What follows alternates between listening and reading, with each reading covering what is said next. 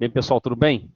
Vamos iniciar aqui o próximo tópico, mais a continuação do que a gente estava falando sobre o tratamento de paciente com diabetes. Lembrando, paciente diabético tipo 1, tipo 2. Tivemos num outro encontro, um outro vídeo, falando sobre tratamento de paciente diabético tipo 1, que é especificamente com o uso da insulina. E aí, nesse tratamento todo sobre a insulinoterapia, a gente já discutiu. Então, dê uma olhada no material, dê uma olhada no vídeo, que eu acho que vai ajudar vocês bastante a dar o segmento aqui na continuidade dos estudos de tratamento para diabetes. E a gente vai estar conseguindo ver que para o paciente diabético tipo 1 é só insulina e o tipo 2 a gente tem os medicamentos e pode ser que ele utilize a insulina. Então fica bem claro aqui nesse fluxograma que vocês estão vendo, que a gente tem as condições clínicas que justificam a insulina em paciente diabético tipo 2, né? Não quer dizer que o paciente diabético tipo 2 vai usar a insulina logo, direto, rápido, né? A gente tem a condição de oportunidade dele estar utilizando quando os outros medicamentos não funcionarem, tá? Obviamente que existem realmente alguns tipos de paciente, como estou marcando para vocês de azul, onde é indicada a insulinoterapia direto, ok? Então, por exemplo, paciente que tem um emagrecimento rápido e inexplicado, uma hiperglicemia, né, grave, ou uma cetonúria, uma doença renal, uma doença hepática, gestante, infecção grave, cirurgia, pós-infarto, essas condições, o tratamento da diabetes é com insulina, ok? Até que se regularize o paciente, né, ele não tenha mais a diabetes, como por exemplo na diabetes gestacional, ou ele migre aí para um outro tipo de tratamento que seja mais convencional para ele. Mas a insulinoterapia ela é oportuna, tá? Ela deve estar sendo utilizada sim. Agora, a insulinoterapia para o paciente que não se enquadra nessas categorias, que seja somente o paciente diabético tipo 2, né, não nessas categorias, ele vai estar utilizando, né, um hipoglicemiante oral, ou ele vai estar utilizando 2 hipoglicemiantes orais, como a gente conversou até na nossa aula, né, inicial lá de diabetes, ou 3 hipoglicemiantes orais.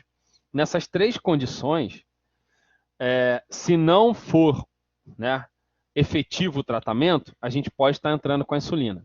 Geralmente a gente segue esse fluxograma, um agente, dois, três, e aí, se não der resultado, a gente vai entrar com a insulina, e geralmente junto com a insulina metformina, tá? Que é uma biguanida.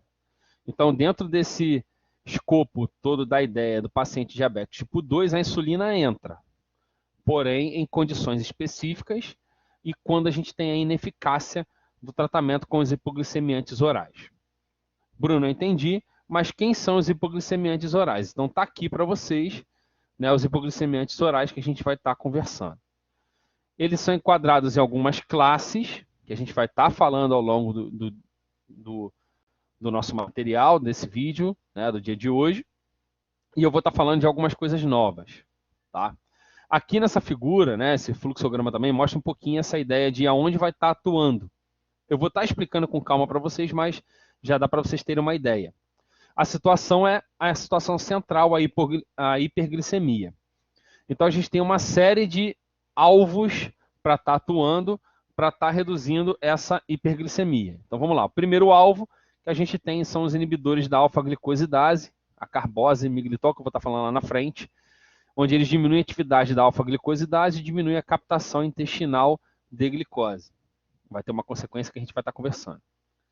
A gente tem, né, as sulfonilureias, que são secretagogos, vão estar atuando diretamente aonde? Lá no pâncreas, induzindo o pâncreas a produzir mais insulina e secretar mais insulina, tanto as sulfonilureias quanto os análogos da meglitinida, estão colocados aqui, né, logo abaixo dali da figura do pâncreas. E a gente tem a metformina, que é uma biguanida, e as tiazolidinedionas. Essas classes que eu falei para vocês agora são as classes mais convencionais, onde a metformina e a tiazolidinedionas vão diminuir a produção de glicose no fígado, aumentar a captação de glicose no músculo e diminuir a produção de ácidos graxos lá no tecido adiposo, né? No caso, a tiazolidinediona. Metformina fazendo esses dois efeitos aqui, mas também tem efeito lá no tecido adiposo. é importante ressaltar que todos esses medicamentos, né, a gente tem que tomar cuidado, que tem algumas consequências do uso deles, mas a gente tem novos agentes. Então, lá para o finalzinho, eu vou estar entrando com esses novos agentes para que vocês entendam o que, que é de tem, né, e o que a gente está alcançando de mais novo no tratamento da diabetes. Mas essas classes aqui que eu pontuei para vocês são as mais utilizadas, tá? Exaustivamente utilizadas. Por quê? Porque elas são as mais conhecidas, as mais acessíveis e pode fazer com que o paciente garanta o sucesso terapêutico durante o tratamento com o uso deles. Então, a primeira classe que eu vou estar falando para vocês, na verdade enquadra duas classes, são os secretagogos, são aqueles que ajudam o pâncreas na produção de insulina. Então, a gente vai estar entrando agora na área dos secretagogos, onde eu vou falar das sulfonilureias e análogos da meglitinida na sequência. É bem interessante que mesmo eles tendo estruturas diferenciadas, eles têm mecanismos de ação semelhantes. Então, por exemplo, a sulfonilureia, ela foi descoberta logo após se descobrir a insulina, como a gente conversou, né? E foi um dos primeiros medicamentos aí utilizados para o tratamento de diabetes por via oral. Ela veio de oriunda de uma pesquisa muito grande de um grupo de substâncias chamadas de sulfonamidas, né, que eram medicamentos utilizados aí como antibacterianos, e eles começaram a observar que alguns dos compostos sulfonamídicos reduziam a glicemia. E aí descobriram o primeiro, né, que foi utilizado clinicamente, a carbutamida, né, que tinha atividade antibacteriana e tinha atividade hipoglicemiante. Depois, a carbutamida sofreu, né, alterações moleculares e a gente chegou nas sulfonilureias que a gente conhece hoje. Então, aqui nesse organograma aqui, a gente consegue observar isso, né? Então, a gente tem lá em cima a sulfanilamida, que é um antibacteriano e tem atividade hipoglicemiante, e as diferentes alterações moleculares que foram feitas, dentre elas, aí está marcado aqui com quadrado preto, a alteração na formação do nosso hipoglicemiante oral, né, o nosso secretagogo. É interessante que as sulfonamidas deram origem também a outros medicamentos, né, que são os diuréticos, como furosemida, a hidroclorotiazida, a acetazolamida, que a gente já falou em outros encontros aqui de farmacologia. Mas focando basicamente na ideia das sulfonilureias, a gente tem as sulfonilureias divididas em primeira geração e segunda geração. A diferença de uma geração para outra é duração do efeito e a dose de administração. As de segunda geração têm uma potência maior do que as de primeira geração.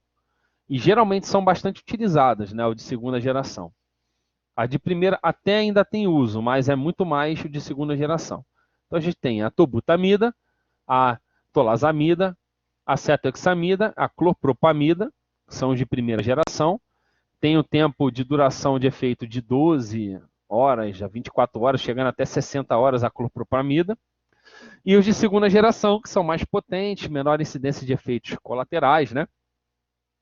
E são mais prescritas, vamos dizer assim. A gente tem aqui a gliburida, a gente tem aqui a glipizida, a glimepirida, tem a glicazida, a glibenclamida, tem vários outros, aqui são só alguns exemplos dos de segunda geração, onde a gente tem bastante uso deles de maneira clínica, ok? Então, o foco dessas sulfonilureias é aumentar a produção e a secreção de insulina, então aquela insulina extra sendo produzida pelo pâncreas para tentar estar fazendo aí um controle, né, uma regulação dos níveis glicêmicos. Então, dessa maneira, a gente tentando alcançar, né, uma redução dos níveis glicêmicos, já que a nossa insulina, em quantidades basais, não é capaz. Então, a gente produz de maneira extra para tentar alcançar isso. Mecanismo de ação dos secretagogos. Então, está aqui, ó, bloqueia os canais de potássio sensível a ATP. Isso gera uma despolarização na membrana que faz com que você libere a insulina pancreática. Então, eles aumentam a liberação de insulina pancreática e diminuem a degradação hepática. Estimulam a liberação também de somatostatina, que a gente sabe que faz um controle, né, da liberação de insulina, aumentando, e diminui a liberação de glucagon, que faria ali um feedback, vamos dizer assim, negativo na liberação de insulina. Então, é uma maneira de estar fazendo uma regulação da liberação da nossa insulina. Dentro desse mecanismo de ação, é importante ressaltar que eles são secretagogos e atuam nas células beta. Então, precisa de célula beta. Quer dizer que paciente diabético tipo 1 não pode tomar secretagogo porque ele não tem célula beta, então não vai funcionar. Então, já que eu preciso da célula beta, eu vou fazer ela funcionar melhor e estimular a sua liberação de insulina.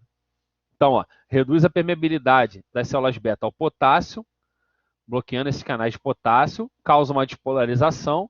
Essa despolarização aumenta o influxo de cálcio e secreta a insulina. Isso é notável aqui nessa figura esquemática mostrando isso. Então, ó, você consegue observar aqui, ó, vou botar com uma seta vermelha, ó, a sulfonilureia e os análogos da meglitinida, que fazem a mesma coisa, tá? Bloqueando aquele canal de potássio, então impedindo a entrada de potássio. Isso reduz níveis de potássio na célula beta, pancreática, gera uma despolarização. O cálcio agora consegue entrar nessa célula. Os níveis elevados de cálcio, induzindo os níveis aumentados de AMP cíclico, faz com que a insulina armazenada em vesículas seja liberada através do processo de exocitose. Então, acho que deu para entender muito bem o mecanismo de ação que serve para a sulfonilureia e serve para os análogos da meglitinida. Farmacocinética dos secretagogos, vamos lá, das sulfonilureias. São bastante absorvidas no trato gastrointestinal, ou seja, isso é muito bom. Então, aquela dose administrada vai alcançar um aumento rápido da absorção de toda aquela dose. A absorção é diminuída por alimento, isso aqui é extremamente importante. Então, ela não deve ser administrada junto ou próximo das refeições, porque tem uma chance grande de você diminuir a captação dessa sulfonilureia. Problema relacionado a ela. Se liga muito a proteínas plasmáticas, de 90 a 99. Isso quer dizer que a gente possa ter, né, interações medicamentosas relacionadas à ligação e competição pela proteína plasmática. São metabolizadas no fígado e excretadas na urina, então pacientes com problemas hepáticos ou renais vão alterar a biodisponibilidade das sulfonilureias, atravessam a placenta e liberam insulina no feto, então isso pode gerar problemas ao feto, então gestante não é legal tomar sulfonilureia, e alimentos, como eu disse, hiperglicemia, reduzem a absorção dessa sulfonilureia. Ok? Então são parâmetros importantes da gente levar em consideração relacionado às sulfonilureias. Aqui são algumas informações sobre elas. Ó. A cetohexamida tem um tempo de meia-vida curto, mas tem um metabólito ativo, semelhante a tolbutamida e tolazamida. A clopropamida tem um tempo de meia-vida maior, a gente viu que dura até 60 horas.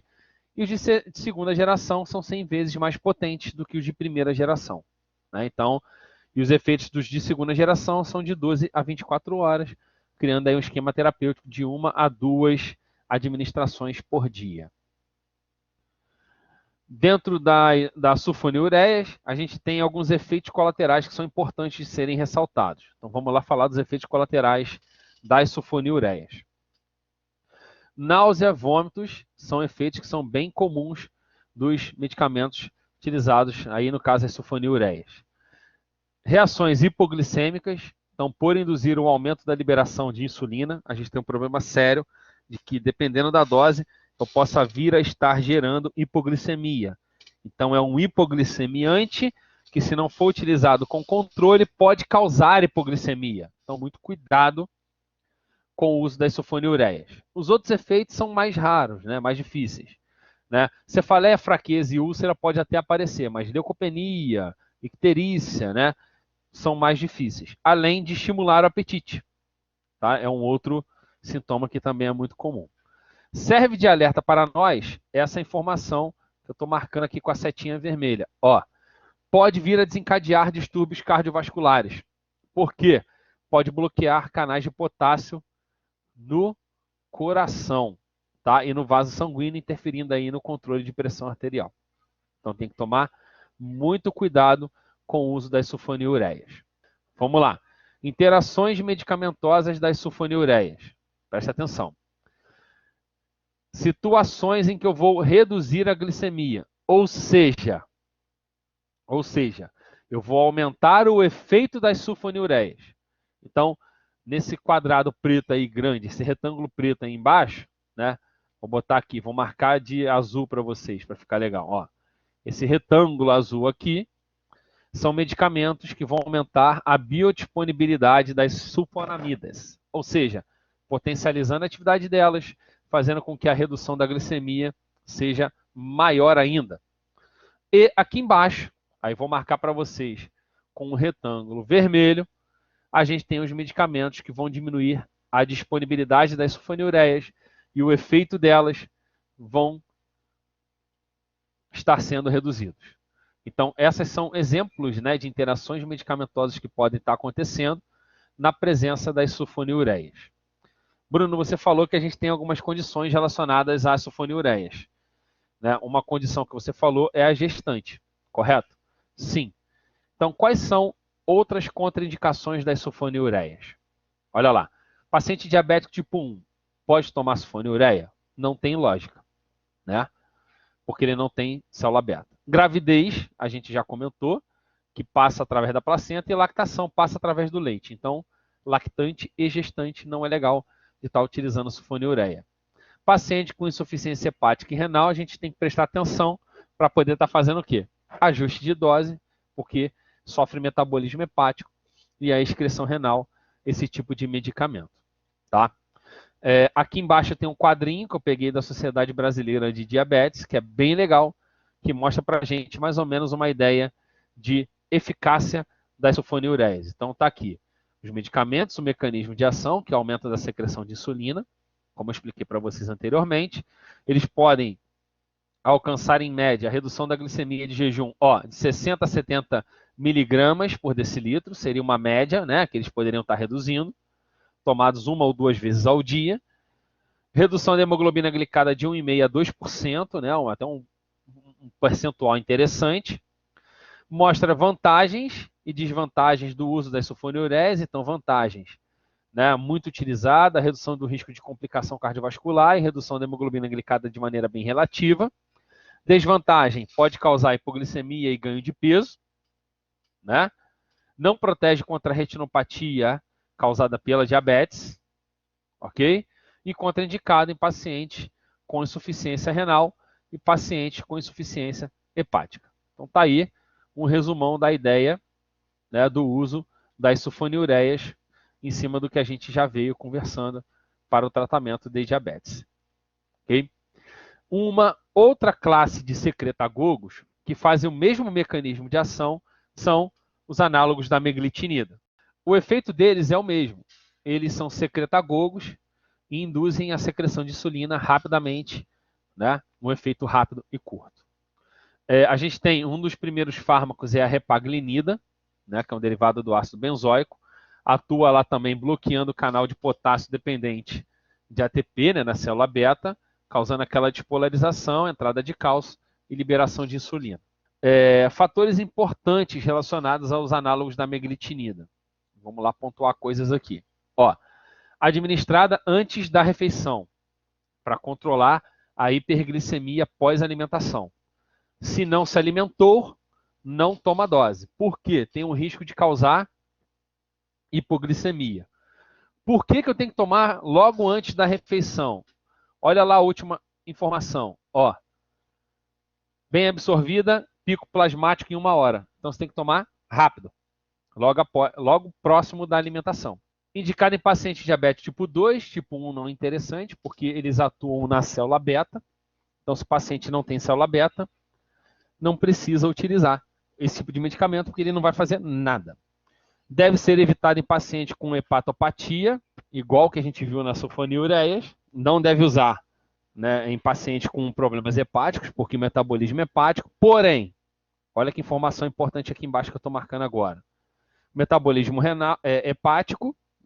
hepático e 10% metabolizado no rim. Ou seja, paciente com problemas renais, aí a gente não tem tanto problema, né? Tanto, vamos dizer assim, atenção crítica de estar utilizando o análogo da meglitinida, porque só 10% é metabolizado pelos rins. A maior parte é metabolizada no fígado para poder ser excretada.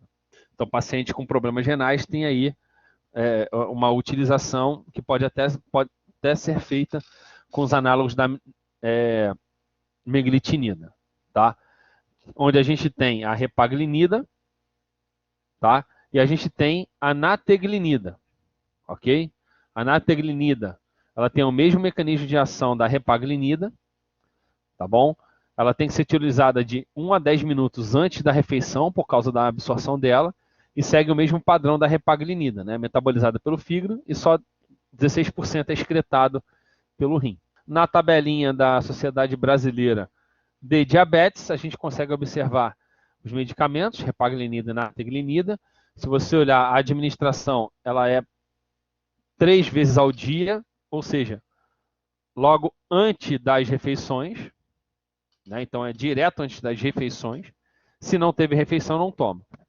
Aumento da secreção de insulina, porque ele é um secretagogo. Induz a redução da glicemia de jejum, de 20 a 30 miligramas por decilitro. Então, só 20 a 30 miligramas de glicemia que eu consigo reduzir. Hemoglobina glicada de 1 a 1,5%. Vantagem do uso delas, redução do espessamento do seio carotídeo, por causa da repaglinida, e uma redução da variabilidade da glicose pós-prandial. Né? Importante, por isso que é tomada logo próximo da alimentação. Desvantagem, hipoglicemia e ganho de peso, e é contraindicado na gravidez. Então, esse primeiro exemplo aqui que a gente tem está relacionado ao quê? Está relacionado aos medicamentos que são secretagogos. Então, a gente falou de 2 classes, fazendo uma revisão zona aqui geral. A gente falou de sulfonilureias, análogos da meglitinida, onde eu ressaltei algumas coisas que são pontuais. Análogos da meglitinida, tem metabolismo hepático, né? E aí a influência renal não é grande, mas já na sulfonilureias ambos não podem ser utilizados em gestante, não serve para paciente diabético tipo 1. A gente tem uma série de efeitos colaterais que são comuns aos 2 tipos de classe de medicamentos. Ok? Então, com isso aqui, eu encerro com vocês a primeira estratégia, né, do uso de medicamentos para o tratamento de diabetes tipo 2, que são os medicamentos secretagogos. O perigo maior deles é que eles, além de reduzir a glicemia, tratar a diabetes, eles são hipoglicemiantes, né, pode induzir a hipoglicemia, então muito cuidado do uso desse tipo de medicamento. Outra classe que a gente tem são os normoglicemiantes. São aqueles que vão controlar a atividade hepática e a captação, né, muscular de glicose. Então, a classe, né, mais conhecida de normoglicemiante são as biguanidas, que vão parar a produção excessiva pelo fígado, né, de glicose e aumentar a captação lá no músculo da glicose. Então, vamos dizer, eles ajudam a insulina, não quer dizer que ele produza mais insulina, mas sim que eles ajudam a atividade da insulina, potencializam a atividade da insulina, vamos dizer assim. As biguanidas tiveram como protótipo inicial a fenformida. Então, a fenformida, né, ela foi produzida há muito tempo atrás, mas ela foi retirada do mercado lá no Canadá, porque ela acabava, né, em 1978, produzindo alguma acidose lática. Tá? Então, ela foi retirada do mercado, porém o seu análogo continuou. O análogo da fenformina que continuou é a metformina. Se eu não me engano, né, vocês podem até conversar comigo falando, a metformina é o medicamento mais utilizado para o tratamento de diabetes. E aí, no caso, a metformina, ela é o medicamento que vai ser utilizado e para o tratamento de diabetes tipo 2, vai ajudar a insulina que o nosso corpo produz, que está resistente, vai ajudar ela a melhorar a sua eficácia, porque as biguanidas vão fazer efeitos que vão contribuir para a atividade da insulina. Em casos extremos, né, quando o paciente lá tomou 2, 3 classes de hipoglicemiantes orais e não funcionou, e ele vai ter que utilizar a insulina injetável, a metformina é o melhor medicamento a se manter, né, vamos dizer assim, a ficar no tratamento junto com a insulina para o paciente diabético tipo 2, tá?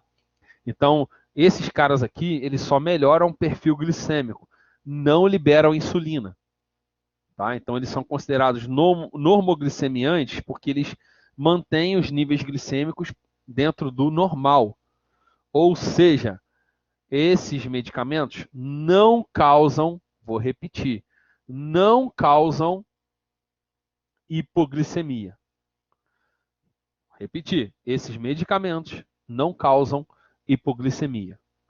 Então tá aqui, a metformina, que é o medicamento que a gente fala em questão, tem uma variação de doses, tá bom?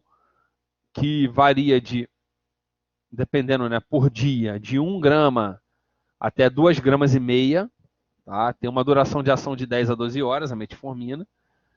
É um medicamento que foi introduzido, né, no mercado em 1957.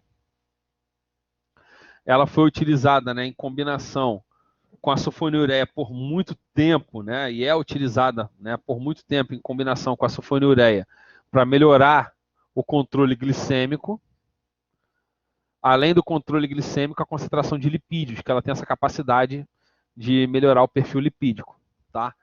E que tipo de paciente que eu vou estar fazendo essa combinação? Aquele que não respondeu a uma dieta ou a sulfonilureia sozinho, né? Eu posso estar associando a metformina para ser utilizada junto à sulfonilureia. Como eu falei para vocês, eu vou botar aqui um quadrado vermelho, ó, não causa liberação de insulina, não causa hipoglicemia mesmo em alta dose. Não causa produção e liberação de glucagon, cortisol, hormônio de crescimento ou somatostatina. Ou seja, ela só controla os níveis glicêmicos. Então a ideia dela é que a gente possa fazer o quê? Uma redução dos níveis de glicose, diminuindo a produção hepática e aumentando a captação da glicose, né, com a atividade da insulina no músculo e a atividade da insulina na gordura. Então a gente tem aqui, no caso da metformina, já vou chegar aí nessa história da diarreia, da metformina, né? Ela tem uma atividade normoglicemiante. Ela vai atuar aonde? Ela vai atuar nessas enzimas chamadas de AMP quinases, que são ativadas quando as reservas energéticas são reduzidas. Com isso, eu diminuo a produção hepática de glicose, potencializa a atividade da insulina no músculo e no tecido adiposo, diminui, olha aí a atividade da diarreia, diminui a absorção intestinal de glicose. Então tá aí, ó. Aqui está o efeito que acontece geralmente em pacientes no início do tratamento, tá? Não é uma regra, mas acontece geralmente em pacientes no início do tratamento, quando utiliza a metformina em formulações convencionais, que é a redução da captação de glicose, né, a nível intestinal. Isso causa o quê? Diarreia no paciente, geralmente no primeiro mês, né, quando faz o uso da metformina convencional. É muito reduzido esse efeito na utilização de metformina em formulações de liberação controlada, metformina que a gente tem na formulação XR, tá, de liberação controlada, diminui bastante essa diarreia, mas é um efeito que não está retido somente nas 2 primeiras quinzenas, né, no primeiro mês.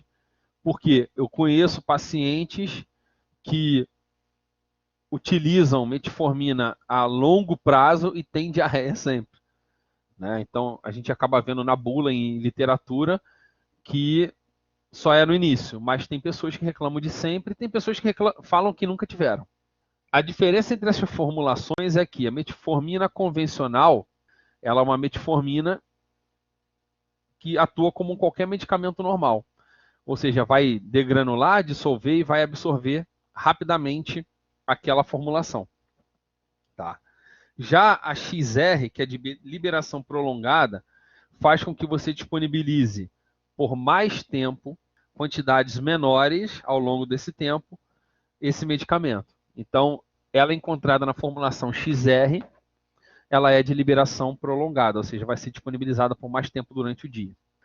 A absorção dela é no intestino delgado. O tempo de meia-vida é curto, mas a duração do efeito ela é grande, né? Dura bastante tempo, lá 10 horas, né? Até mais, onde a gente viu aqui é 12 horas. E ela é excretada inalterada na urina. Então, isso aqui é um fator relevante, onde pacientes que tenham problemas renais necessitem de atenção especial, ajuste de dose com o uso da metformina. Então, o mecanismo de ação dela é, né? Vamos lá, reduzir a produção hepática de ácido graxo e de glicose, reduzindo a gliconeogênese, a glicogenólise e a oxidação de ácido graxo. Com isso, você reduz a produção hepática de glicose.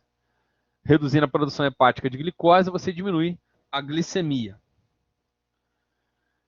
No músculo, aumenta a captação, né, e oxidação da glicose, faz a gliconeogênese, aumenta a glicogênese e reduz a oxidação de ácido graxo. O que isso aqui contribui? Contribui para uma atividade maior da insulina, pelo aumento de transportadores GLUT4, e com isso você reduz a glicemia do paciente. Farmacocinética. Já comentei, mas vamos repetir aqui. 2 fatores que são importantes. Primeiro, não se liga a proteínas plasmáticas. Isso aqui é muito importante. Por que que não dá? Não dá tanta importância para isso. Porque você pode usar com outros medicamentos sem fazer interação medicamentosa dessa maneira. E ressalto de novo para vocês a excreção urinária, onde é importante a gente ter aí atenção paciente com problemas renais. Outro fator que é crucial é que a gente tem aí a administração da metformina junto, ao mesmo tempo que as refeições. Ok? Então, vai comer, pega a metformina, toma e vai comer. Isso aumenta a eficácia dela, porque ela já vai diminuir a absorção intestinal de glicose, tá? E não interfere com a absorção dela. Problemas que a gente tem que prestar atenção relacionado ao uso, né, da metformina. Principais problemas. Então aqui, ó, insuficiência renal, insuficiência hepática. A gente tem que prestar atenção relacionado ao uso da metformina. Pode estar causando outros problemas, né, relacionados aí a alterações de glicemia, como acidose lática, falência cardíaca, uma doença pulmonar. A gente pode estar tendo complicações, mas as 2 principais atenções maiores que a gente tem são pacientes com insuficiência renal e com doença hepática. Efeitos adversos da nossa, né, metformina, principalmente. Problemas, isso aqui é muito comum, tá, gente? Vou marcar aqui já, ó. Esses 4 aqui. Problemas gástricos como náusea, vômito e diarreia. Esse aqui é fato que vai acontecer. Redução de LDL e VLDL, isso aqui é um efeito adverso, que é até um efeito bom. Não é à toa que em algumas condições, tá, a metformina ela é utilizada por pacientes que nós temos aí o desenvolvimento de problemas cardíacos relacionados à placa de ateroma. Então, já está mais do que descrito na literatura que ela tem essa capacidade, redução dos níveis de lipídios, redução da atividade lá inflamatória em vasos, reduzindo aí a produção da placa de ateroma. Então, ela ajuda bastante nesse outro grupo de pacientes também. Acidose lática, como eu disse, é mais raro. Uma outra condição que é muito importante da gente ressaltar é que a metformina diminui a absorção de vitamina B12, né? Então a gente tem aí pacientes, né, que possam estar fazendo, né, a reposição de vitamina B12, né, que pode estar causando formigamento, fraqueza muscular, uma série de outros problemas relacionados, né, à deficiência de vitamina B12. O paciente que faz uso há muito tempo de metformina, é importante que ele faça uma reposição de vitamina B12, porque a falta de vitamina B12 pode até causar esse formigamento, né, por causa de lesão de nervos, tá? Pode causar anemia, entre vários outros problemas. Então é importante de fazer uma reposição de vitamina B12. E a metformina ela não estimula apetite, diferente dos secretagogos, que tem essa probabilidade alta de estar estimulando o apetite. Tá? Então tá aqui a tabelinha que eu peguei lá do Ministério da Saúde, né, da Sociedade Brasileira. Aqui a metformina, né, normal, metformina XR, que é de liberação controlada, reduz a produção hepática de glicose, redução de glicemia, reduz de 60 a 70 miligramas por decilitro, hemoglobina glicada de 1,5% a 2%, então muito parecido com as sulfonilureias, não é isso?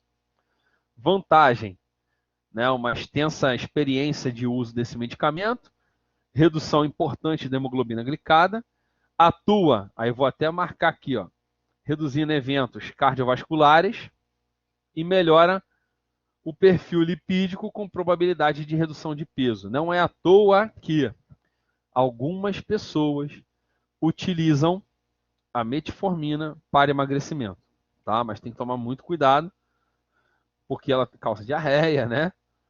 E vai alterar ali algumas condições, né? Causando náusea, diarreia para os pacientes. Além das interações medicamentosas que ela pode estar causando ao longo do tempo. Desvantagem são os problemas gástricos, principalmente, menos e que a gente consegue retirar, né, como eu falei, com a formulação XR, e principalmente a redução da captação de vitamina B12. Então, a deficiência de B12, tá, é uma consequência, né, que deve ser combatida aí bastante paciente que faz o uso de metformina. Contraindicação: paciente gestante não pode utilizar, tá? Não é legal. E paciente com insuficiência renal dentro aqui dessa condição, né? Taxa de filtração glomerular menos de 30 ml por minuto, né? Com uma altura de 1,73. Paciente com insuficiência hepática, cardíaca, pulmonar e acidose grave também não é muito legal de estar utilizando, tá? Então são tipos de paciente que podem ser críticos, né? A gente está utilizando a metformina. Mas é um medicamento mais utilizado, né, gente? É importante frisar isso, que eles são os mais utilizados mesmo. Vamos lá, que ainda tem algumas coisinhas para falar. Tiazolidinedionas. Vamos lá, elas ajudam a insulina a funcionar melhor. Então, quem são as tiazolidinedionas? Então, pioglitazona, rosiglitazona e toglitazona. Mais conhecida, eu acho que é a rosiglitazona. Bem conhecida. Qual é o mecanismo de ação delas? Elas vão aumentar a sensibilidade da insulina no tecido. Então, no local que a insulina deve funcionar, ela vai melhorar a sensibilidade da insulina nesse lugar. Então, aqui, ela atua num local chamado PPAR-gama, que é o peroxissoma, né, de proliferação da atividade produção de transportador GLUT4, aumentando a sensibilidade da insulina. Então, um receptor que é ativado, né, para a proliferação de peroxissoma para as atividades da insulina, tanto do receptor quanto o transportador GLUT4. Então, as tiazolidinedionas se ligam nesse receptor, ativam os genes que respondem à insulina, melhoram, né, o perfil da insulina. Porém, funcionam junto com a insulina, tá, gente? Eles funcionam junto com a insulina. Então, a consequência do uso deles é aumento da captação de glicose no músculo e tecido adiposo, tá bom? Aumentando o quê? Aumentando a sensibilidade dos tecidos à insulina e diminuindo a produção de glicose hepática também. Então, pessoal, nessa figura aqui a gente consegue observar aqui como as tiazolidinedionas vão estar atuando, tá? O mecanismo delas. Então, se vocês olharem na esquerda da figura, você consegue observar o quê? As tiazolidinedionas entrando na célula, indo lá no núcleo, atuando no receptor PPAR-gama. Ele vai atuar fazendo o quê? A transcrição de genes responsíveis à insulina, onde a gente tem o quê? A produção, né, maior, né, das atividades insulínicas, onde a insulina vai funcionar, vamos dizer assim, de maneira melhor, com mais sensibilidade, ela vai conseguir induzir melhor a produção e translocação do receptor GLUT4 para captação maior de glicose naquela célula. além também do transportador de ácidos graxos para aquela célula, para estar formando ali a produção de ácidos graxos, né? A ligação do acil-CoA, a lipogênese, diferenciação no adipócito, a atuação da lipoproteína lipase na produção e captação dos ácidos graxos. Então, esse é o mecanismo que as tiazolidionas fazem, que nada mais são do que potencializar o que a insulina vai estar fazendo. Tá? Então, elas dependem da insulina. As tiazolidinedionas dependem da insulina. Cinética das tiazolidinedionas. Vamos lá. Então, a rosiglitazona e a pioglitazona, administradas geralmente uma vez ao dia, bem absorvidas em 2 horas, são metabolizadas no fígado. Olha aqui, ó. Deixa eu marcar que isso aqui é importantíssimo. Metabolizadas no fígado, não pode ser utilizado paciente com doença hepática, pelo aumento de transaminases. Então, isso pode indicar um falso positivo ali de piora da doença hepática. E está até em negrito, pode ser administrada em paciente com insuficiência renal. A rosiglitazona e a pioglitazona, elas sofrem atividade de CYPs hepáticas, então elas vão ter interação medicamentosa do tipo, né, interação com CYP. Então, tomar muito cuidado também do uso das tiazolidinedionas com outra classe de medicamentos. E podem vir a gerar uma série de efeitos adversos. Dentre eles, a gente tem o inchaço, né, o edema, ganho de peso, tá? É um ganho de peso que ele não é visceral, é embaixo da pele, né, no tecido adiposo. Pode estar influenciando aqui, ó, piorando os sintomas da insuficiência cardíaca por causa do edema. Riscos de fraturas devido à indução também da atividade de PPR gama e redução sensível do hematócrito. Então, isso aqui são condições que a gente tem que prestar atenção, onde as tiazolidinedionas têm uma chance grande de estar desenvolvendo esses sintomas. Então, está aqui, ó, aquela tabelinha, né, para poder passar as instruções para vocês legais. Aqui o exemplo, a pioglitazona, mas a gente tem outros, né, a rosiglitazona, por exemplo. Aumenta a sensibilidade da insulina no músculo, na adipócito e no hepatócito, via PPR gama. Reduz de 35 a 65 mg por decilitro da glicemia. Reduz a atividade da hemoglobina glicada de meio a 1,4%. Vantagem, né? Atua também, parecido lá com a metformina, no espessamento da íntima do ciclo carotídeo. Melhora também, igual a metformina, o perfil lipídico. Raramente causa hipoglicemia. Tem uma redução, né, vamos dizer assim, até considerável da hemoglobina glicada e dos triglicerídeos. Desvantagens. Então, essa aqui é uma coisa que também tem que ser levada em consideração. Retenção hídrica, causando edema, ganho de peso, né? Insuficiência cardíaca e fraturas. Contraindicação, insuficiência cardíaca, gestante e insuficiência hepática. Bruno, o que está aparecendo para mim aqui? Que a gestante vai sofrer, né? Não tem um medicamento que possa ter utilizado. Tem, lembra, já falei com vocês. Não só uma vez. Gestante, o tratamento é com insulina. Tá? É eficaz e seguro. Outra classe que a gente tem são os inibidores da alfa-glicosidase. Então está aqui para vocês os inibidores da alfa-glicosidase, onde o efeito deles é totalmente intestinal.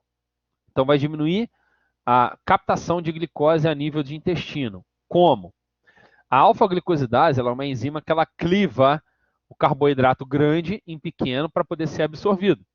Então, o uso da acarbose do miglitol, né, eles vão fazer uma inibição competitiva com a alfa-glicosidase, competindo com quem? Com o açúcar, com o carboidrato. Então, se a gente olhar nessa figura aqui, a gente consegue ver isso.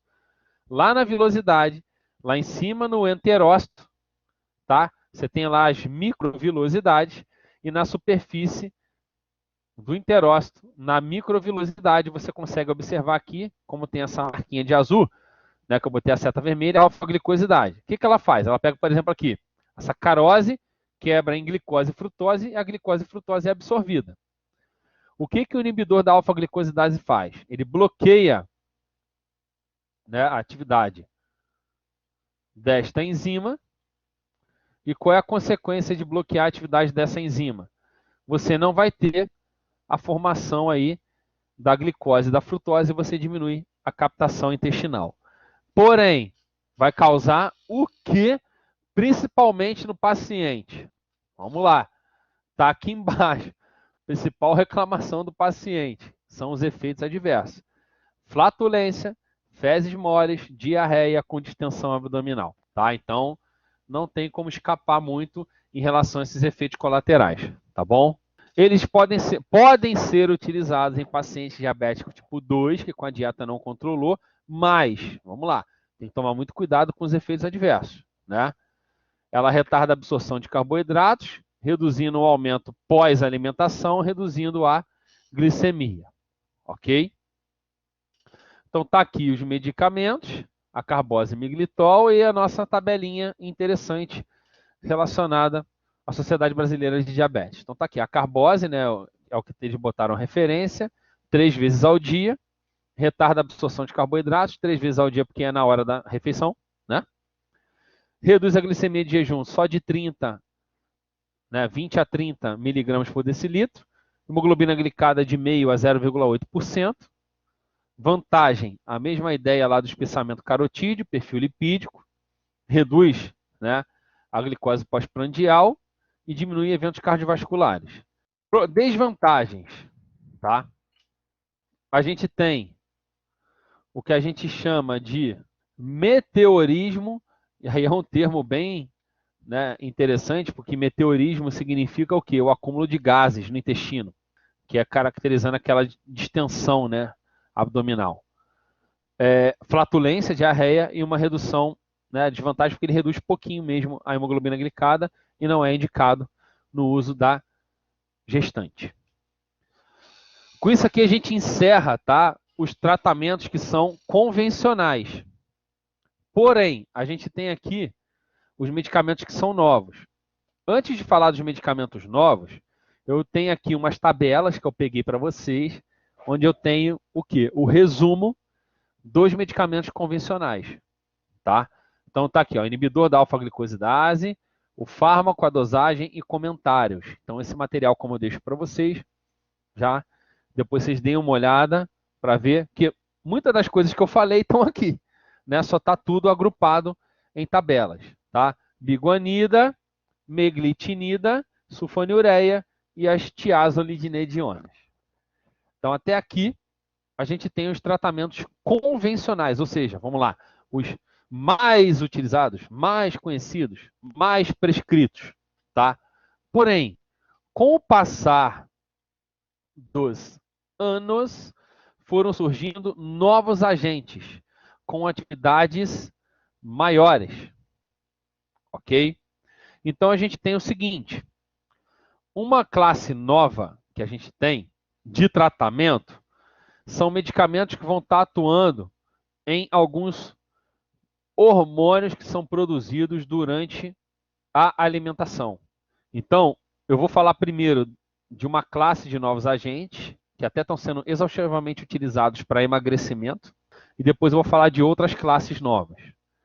A primeira classe nova que eu vou falar para vocês, tá, são as incretinas. O que são incretinas?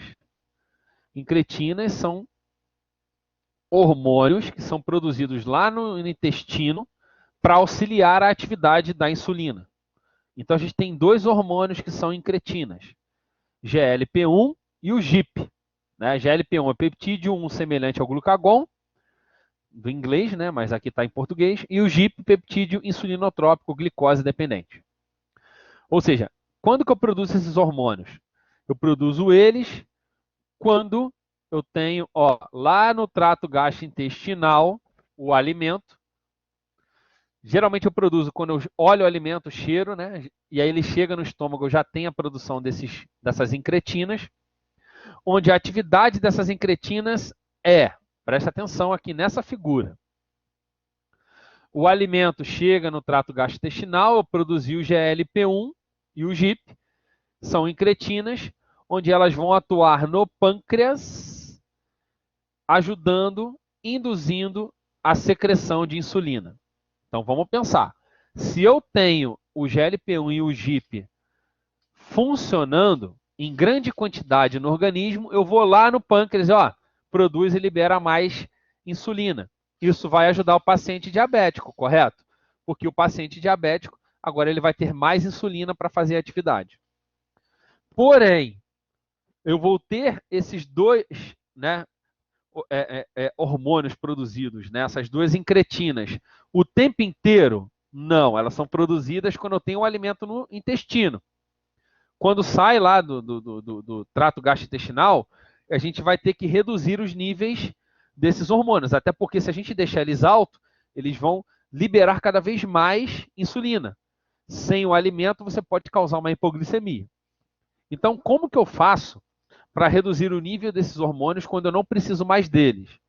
Se vocês olharem nessa figura, tem um quadradinho verde escrito DPP4. O que é DPP4? É uma enzima chamada de peptidilpeptidase do tipo 4. É uma peptidase, então ela vai quebrar, né, esses hormônios ali, degradar eles e eles vão perder a sua atividade. Então, a DPP4 é uma enzima que regula os níveis de GLP-1 e GIP. Ou seja, se ela regula, ela é um fator que é importante, que é crucial para a atividade da insulina também. Porque é o seguinte, vamos interpretar aqui. Ó, se eu, porventura, aumentar o efeito da DPP4, eu vou destruir mais GLP-1 e GIP e menos atividade de produção de insulina. Então, vou interferir na insulina. E se eu, porventura, inibir, como está mostrando na figura aí, né, esse círculo aqui, né, meio oval vermelho, inibidor de DPP4, o que acontece quando eu inibir ele? Então, se eu inibir o DPP4, o que vai acontecer com a quantidade de GLP-1 e GIP? A quantidade de GLP-1 e GIP vai aumentar. Então, a ideia toda que a gente tem relacionado a tratamento, né, com o uso, né, o foco de GLP-1 e GIP são dois. Presta atenção. Eu posso estar inibindo a enzima que degrada eles, aumentando a quantidade deles e aumentando a liberação de insulina para reduzir a glicemia, ou eu uso substâncias parecidas com eles, que são a primeira classe que eu vou estar falando com vocês, que são os análogos do GLP-1. O que é um análogo do GLP-1? É uma substância que é parecida com o GLP-1, então vai estar atuando parecido com o GLP-1. Então a gente tem aqui um composto que é análogo do GLP-1, que é a hexenantida. A hexenantida, ela foi extraída, né, da saliva do lagarto Eloderma suspectum, onde eles observavam que esse lagarto, quando ele pegava a presa ficava lenta, né? E a gente tinha aí uma referência muito grande a uma redução da glicemia na presa. Pegaram ali, né, uma substância que tem na saliva do lagarto e criaram o hexenantida. A gente não tem só o hexenantida como análogo do GLP-1, a gente tem a liraglutida, que é o mais conhecido, né, e eu acho que é até o mais utilizado. Se vocês observarem nessa figura aí, vou botar a seta vermelha, é o GLP-1 humano. Vou colocar aqui para vocês, de azul, os medicamentos. Olha a estrutura, ok? 2 medicamentos análogos do GLP-1 em relação ao GLP-1. Se você observar, a hexenantida lá embaixo tem pequenas alterações na sua estrutura que correspondem, né, a alterações que vão diferenciar ela do GLP-1 humano, tá bom? E a gente tem a liraglutida, que as alterações são mais sensíveis e façam com que ela seja até mais utilizada do que a própria hexenantida. Né? Porque a hexenantida, por ser muito diferente, tem a capacidade de gerar um potencial imunogênico. Tá? Bruno, o que esses medicamentos vão fazer? Eles vão atuar lá na célula beta, e na célula beta eu tenho o receptor de GLP-1, olha aqui o receptor de GLP-1 na célula beta, Então, eles vão atuar igual o GLP-1, tá? Na célula beta, fazendo o quê? Esse GLP-1, uma vez atuando no seu receptor, vai induzir, tá? O aumento de AMP cíclico. Deixa eu ir marcando aqui para vocês verem o que eu estou falando. Ó, aumento de AMP cíclico, aumento da fosfoquinase A. E o que a fosfoquinase A faz? A fosfoquinase A bloqueia o canal de potássio. Então, ó, tá vendo que é muito parecido com o secretagogo, né? Então, bloqueia o canal de potássio, despolariza. Isso induz o quê? O aumento dos níveis de cálcio. O aumento dos níveis de cálcio vão induzir, igual o secretagogo, a fazer o quê? Liberar a insulina. Então, deu para entender o efeito do GLP-1? Os análogos vão fazer a mesma coisa. Então, vou repetir mais uma vez. Ó.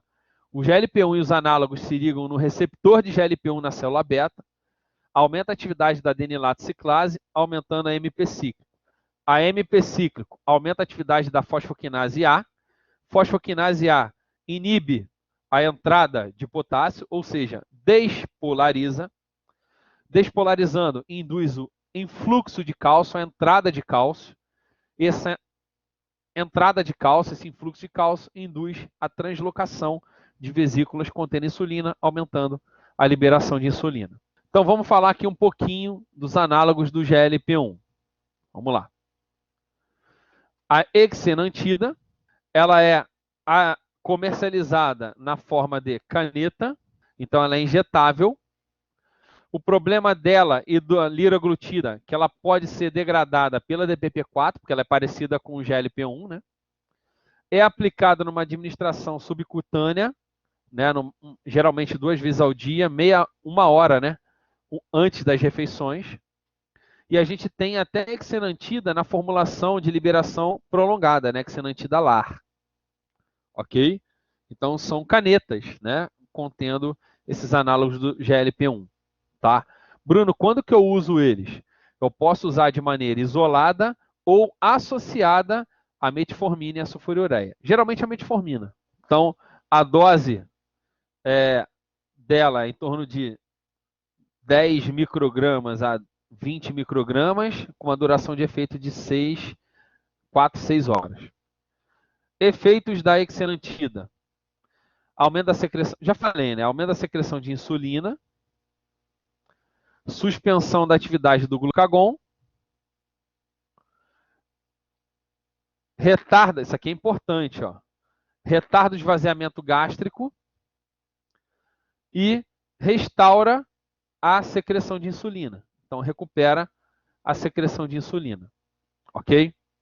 Principais efeitos adversos, que até contribuem, tá, com o foco da utilização dos análogos do GLP-1. Náusea é o principal efeito adverso, tá, que reduz lá com 4 meses de tratamento. Vômito, hipoglicemia e pode vir a causar pancreatite a longo prazo. O que eu quero ressaltar aqui antes de continuar para falar da liraglutida? Primeira situação, custo. O custo desse negócio aqui é grande, tá? Podendo chegar aí a 300, 400, 500 reais uma caneta. Ok? Outra coisa, é muito utilizada para emagrecimento, tá? Mas tem o risco da hipoglicemia. As pessoas têm que ser muito bem orientadas. Alguns prescritores estão prescrevendo para emagrecimento. A gente vai ver que tem um dado lá na frente que fala que a gente consegue alcançar aí de 3 a 4 quilos, né? Claro, com dieta e tudo, por mês, né? Sendo reduzido. E a náusea e o vômito também diminuem um pouco a vontade de comer, né? Então isso tudo contribui para um emagrecimento.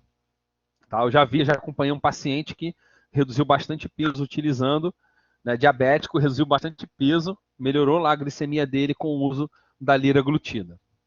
Então vamos falar aqui da liraglutida. Ele é um análogo GLP-1 recombinante, então ele é muito mais parecido com o GLP-1, tá? Então 97% parecido com o GLP-1, tem uma resistência em ser degradado pela DPP-4, então é diferente da exenantida, que é muito degradada pela DPP-4. Bruno, como que eu garanti essa resistência à DPP-4? Olha aqui na liraglutida que você tem uma cadeia vermelhinha aqui de ácido graxo. Então, isso contribuiu para a resistência da degradação a DPP-4. Tá? Então, ela dura mais tempo, por isso que ela é administrada somente uma vez ao dia. Ok? A liraglutida, ela é comercializada também em caneta, né? O nome comercial é esse aqui, Victoza. A posologia é 0,6 a 1,8 miligrama por dia e os efeitos adversos são os mesmos. Só diminui um pouco a incidência deles para a exenantida. Ok? Então, ó, 10 a 30% de náusea, vômito de 5 a 10%, hipoglicemia de 3 a 10% e a pancreatite é mantida. Ok? Quando a gente compara os dois, vamos lá em relação à eficácia. Vamos falar aqui de cada um deles. Então tem a tabela colocando aqui para vocês, né, cada um deles. E a gente consegue observar o quê? Vamos lá. Efeitos na terapia. Redução da hemoglobina glicada. Liraglutida 1,1, exenantida 0,7. Também não é de maneira tão pronunciada, mas reduz. Né? Perda de peso. Aqui a história que eu comentei para vocês antes. Ó. Liraglutida 3,2 kg mês, exenantida 2,8 kg mês. Perfil lipídico, reduz triglicerídeos, ambos, ou seja, além de reduzir a glicemia, reduz também triglicerídeo, e os efeitos adversos gerais e graves são bem parecidos entre eles, tá? A incidência é mantida. Então tá aqui aquela tabela da Sociedade Brasileira, né, de Diabetes. Além da exenantida e da liraglutida, a gente tem outros novos análogos do GLP-1 que faz o preço ir mais lá no alto, né? A gente tem a lixisenatida e a gente tem a dulaglutida e a semaglutida. Esses são mais novos, tá? Do que a lira e a exenantida, ok? Mecanismo de ação: aumento do nível de GLP-1, como a gente falou, aumentando a atividade da insulina, além de retardar o esvaziamento gástrico da saciedade. Glicemia de jejum reduz em 30 mg por decilitro. Hemoglobina glicada de 0,8 a 1,2. Tá? A semaglutida consegue chegar até 1,8. Então a semaglutida aí num patamar bem melhor. Vantagem que a gente tem: perda de peso, redução da pressão arterial, variabilidade, né? Redução da variabilidade da glicose pós-alimento e redução dos efeitos cardiovasculares por causa da redução dos níveis lipídicos. Problemas. São bastante, né? A gente tem que pontuar aqui. Vamos lá. Pode causar hipoglicemia, náusea, vômito e diarreia. Pode aumentar a frequência cardíaca e pancreatite.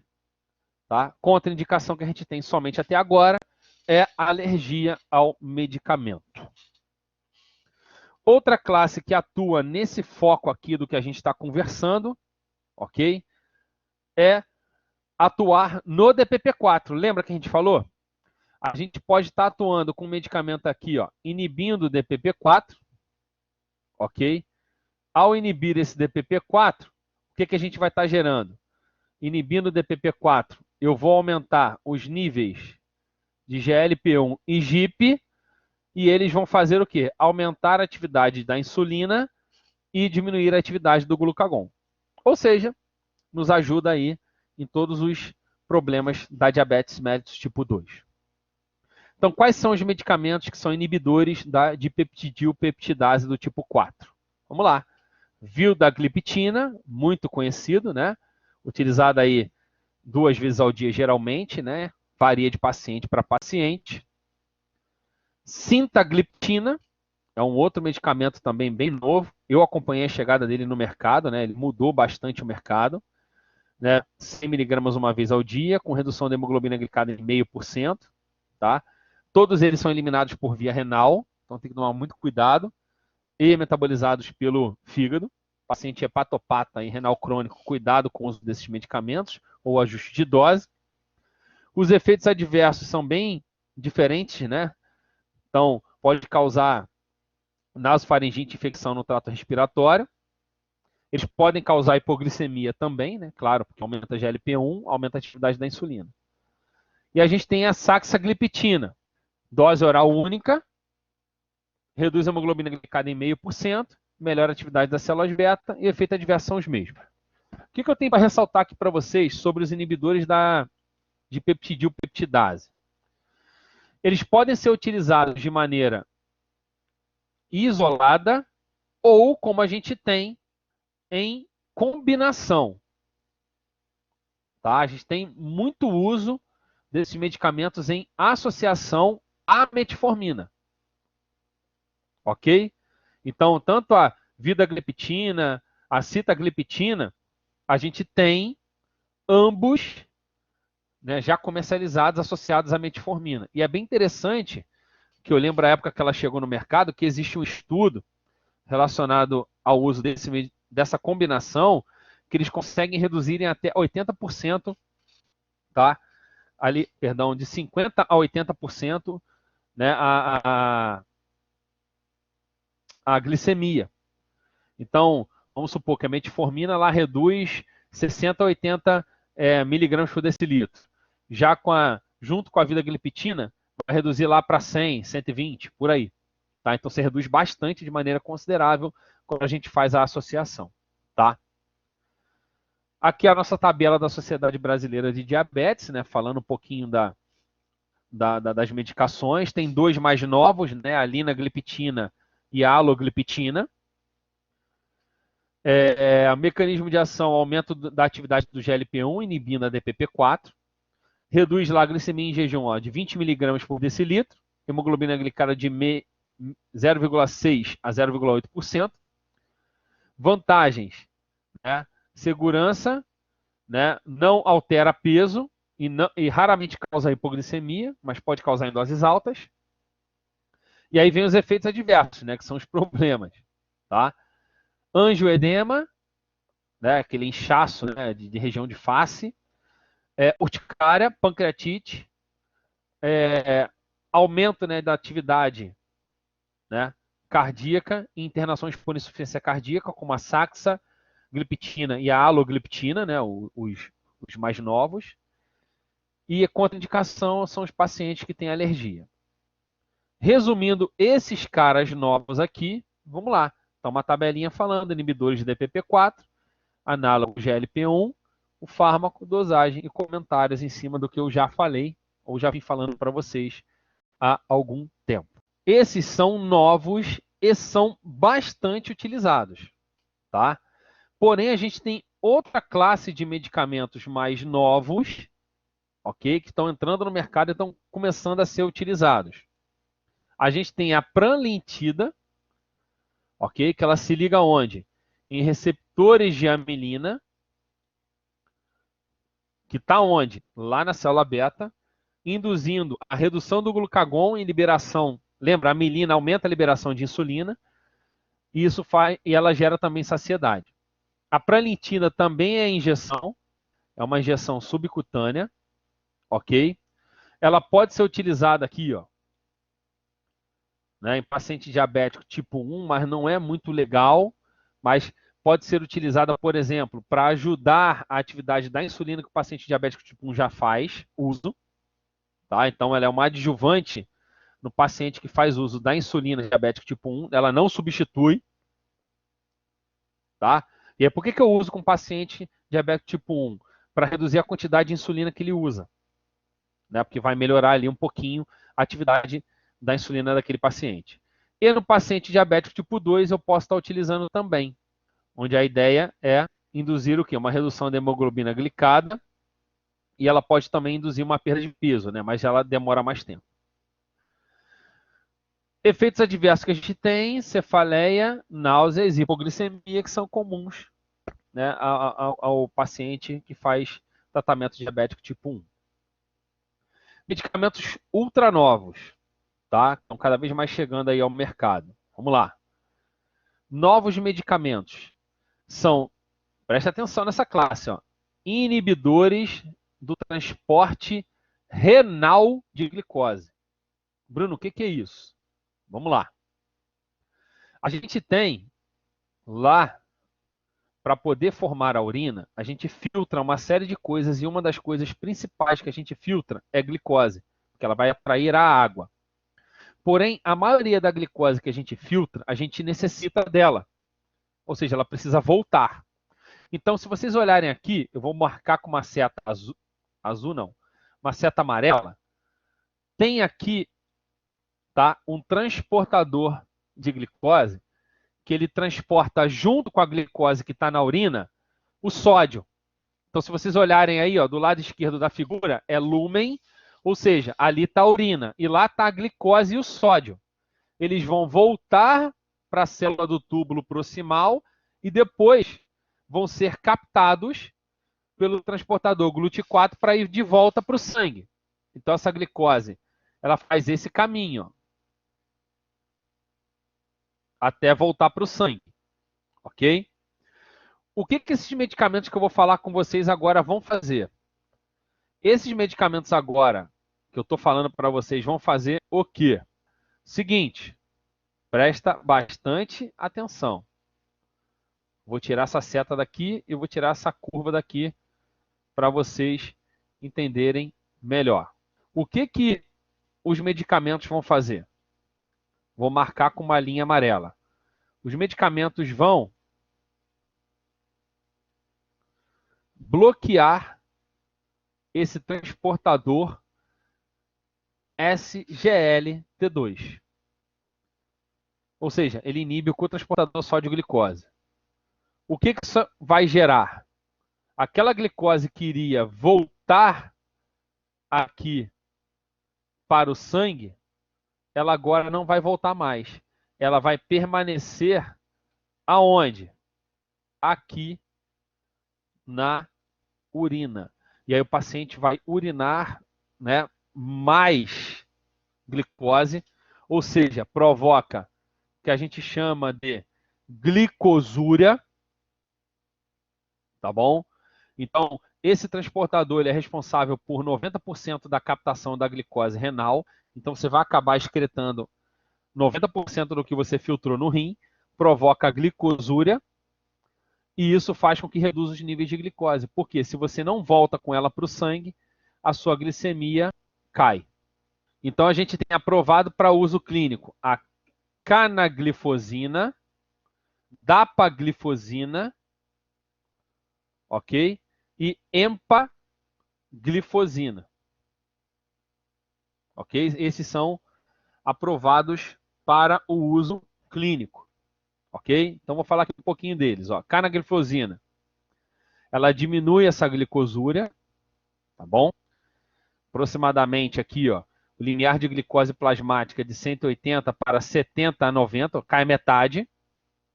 Reduz a hemoglobina glicada de 0,6 a 1%. Geralmente, esses medicamentos podem ser utilizados sozinhos ou combinados com outros, ou até com a própria insulina. Eles podem gerar uma perda de peso modesta, de 2 a 5 quilos, ok? E a dose varia de paciente para paciente com o que você deseja. Se você quer reduzir mais a hemoglobina glicada, mais a glicemia, você pode estar utilizando até 300 miligramas por dia, ok? Dapaglifosina, reduz a hemoglobina glicada de 0,5 a 0,8%, tá? É usada também em monoterapia ou combinado com outros ou com a insulina. Também pode induzir a perda de peso. E eu posso também aumentar a dose se eu necessitar, né, reduzir mais esses níveis. Porém, vamos lá, pacientes com insuficiência hepática, é interessante a gente dar uma dose menor, tá? Empaglifosina, reduz os níveis de hemoglobina glicada de 0,5 a 0,7%. Também sozinha, combinada ou com a insulina associada. Também pode induzir a perda de peso. E a dose também pode ser alterada de acordo com a necessidade que você tem, né? O indicado é 10, mas você pode chegar até 25 miligramas por dia.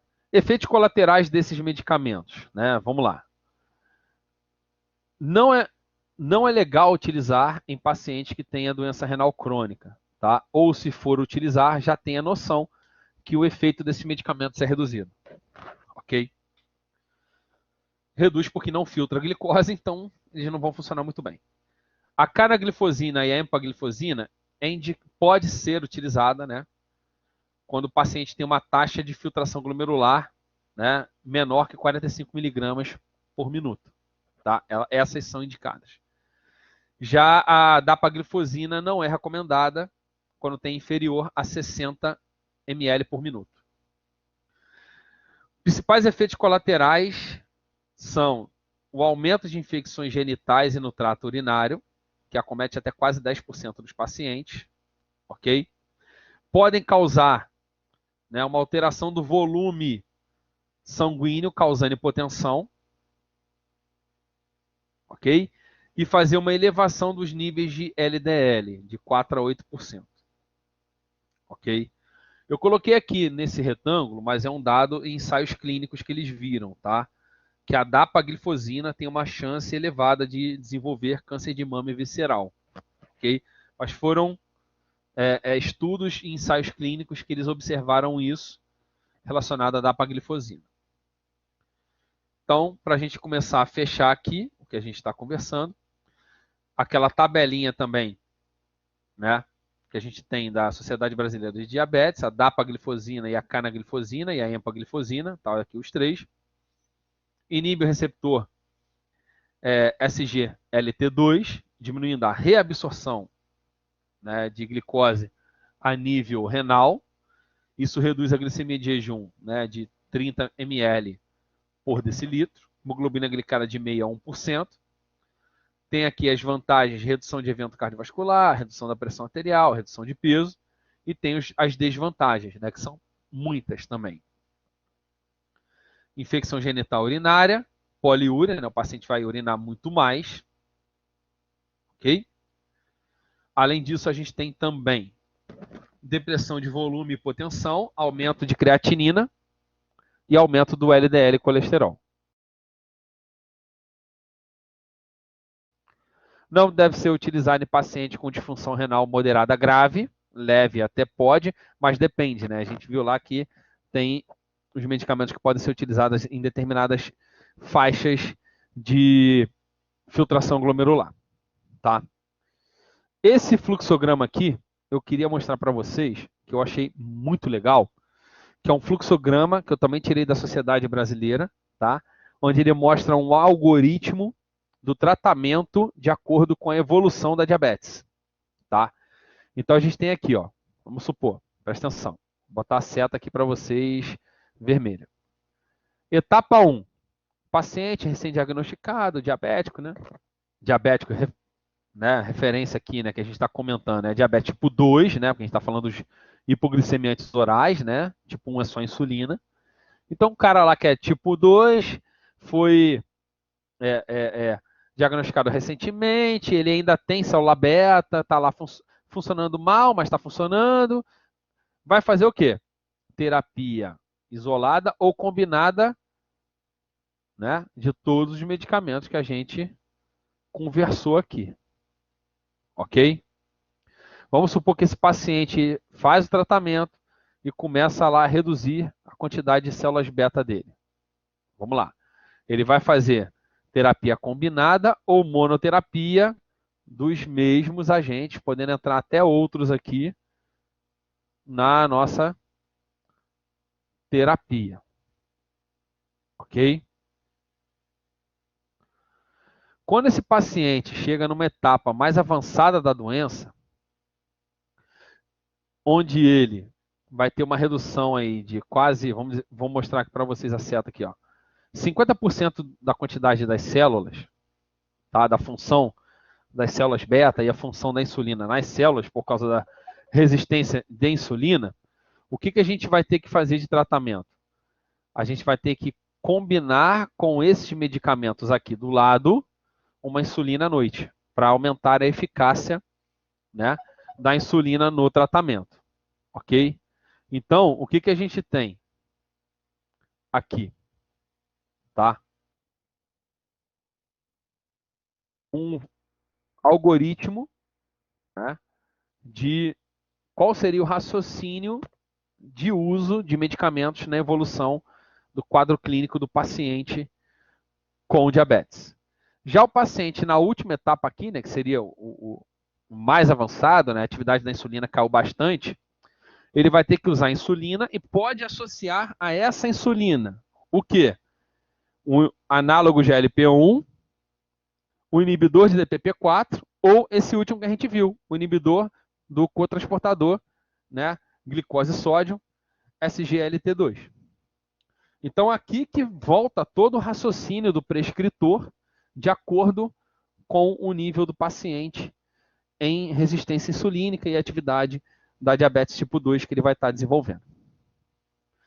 Finalizando, então, tem duas tabelas aqui, fazendo mais ou menos um resumão, né? Que eu sempre deixo esse material para vocês. Mas o que essas tabelas trazem? Ó, vamos lá. Primeira coluna, o medicamento. Segunda coluna, o mecanismo de ação. Terceira coluna, o quanto que reduz a hemoglobina glicada. Reduz peso ou não. Mexe com o perfil lipídico. Efeito adverso, contraindicação e aonde que é feito o metabolismo para a gente pensar que tipo de paciente que a gente vai estar utilizando com cautela ou não.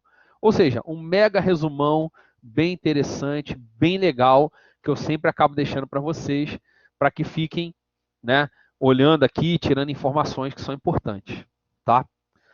E fechando aqui só para concluir o medicamento, para quem tem interesse o nome comercial, dose inicial, dose de manutenção e o tempo que a gente tem de efeito. Com isso, eu encerro aqui o nosso conteúdo relacionado a hipoglicemiantes orais. Espero que vocês tenham gostado e até a próxima.